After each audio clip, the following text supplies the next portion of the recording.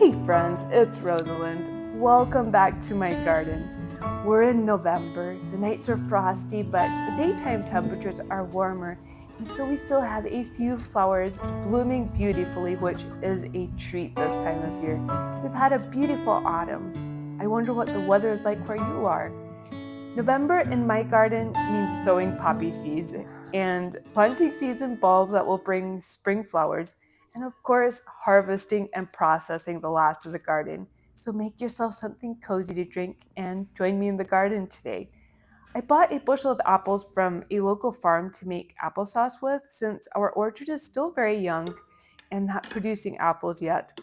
As I was peeling and coring the apples, I decided to experiment with making apple cider vinegar. I use so much vinegar in cooking and in making my own cleaning products.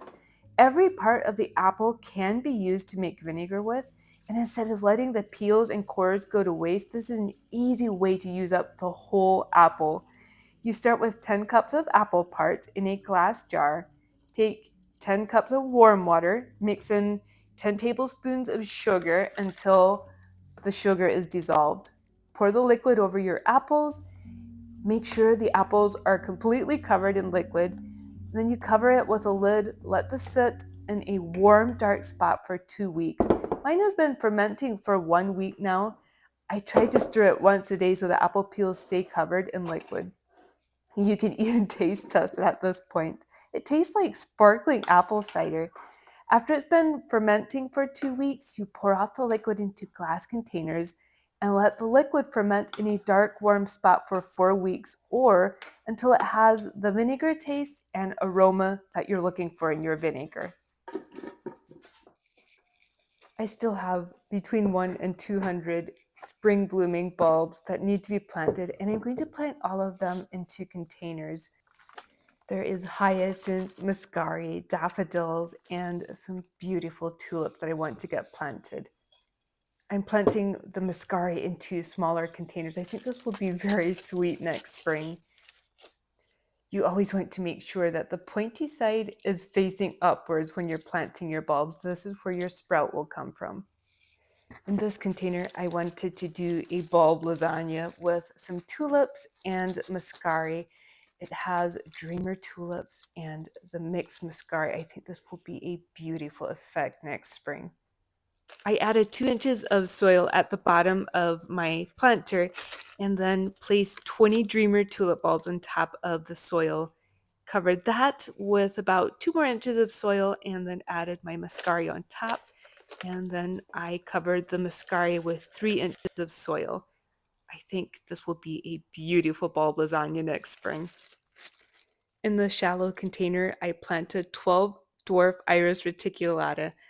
I think this will be very sweet to have on the porch early next spring for sweet blooms. In my 12-inch planter, I did a mix of mango charm and white clouds tulips. I had 22 tulip bulbs in this 12-inch container. I think it's going to be beautiful. After that, I watered in all of my containers and placed them on a shelf in our unheated garage. It stays about between 20 and 30 degrees in the garage throughout the winter, which is exactly what these bulbs will need to be chilled for spring blooms, and this is where they'll stay until springtime. Last winter, I planted some pansy seeds using the winter sowing method, but I didn't start them until February, and I didn't get blooms on them until late May.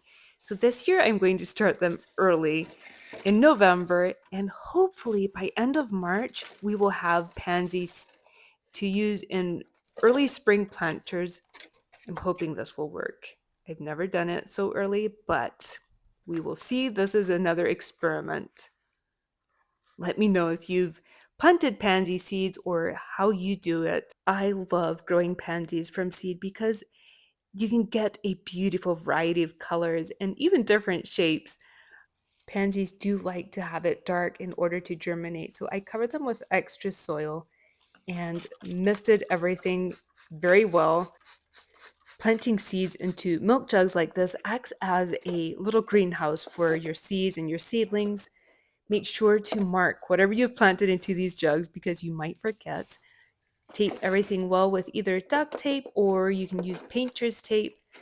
And after you're done, set it outside somewhere protected where it can get sunlight and natural moisture from either rain or snow. And next spring, plant these into your garden. November is when I like to plant my poppy seeds for early summer blooms. This year I got a new variety. It's called Flemish Antique. Last fall, I planted pink peony poppies along this fence line, and it was glorious this summer.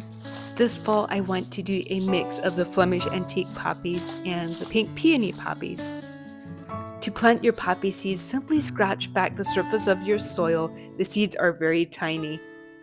Place the seeds on your garden soil where you want them to grow next summer, and gently press the seeds into your soil. And that is all you need to do as long as you get natural moisture from either rain or snow. Poppies are one of the easiest flowers to grow from seed, and they bring so much joy. And that is it for today, friends. Thank you for joining me in my garden today, friends. My hope is always that my garden brings you joy and inspiration. I hope you're having a beautiful day or night wherever you are. I'm sending you all love. Have a wonderful week, and I will see you right back here next Saturday.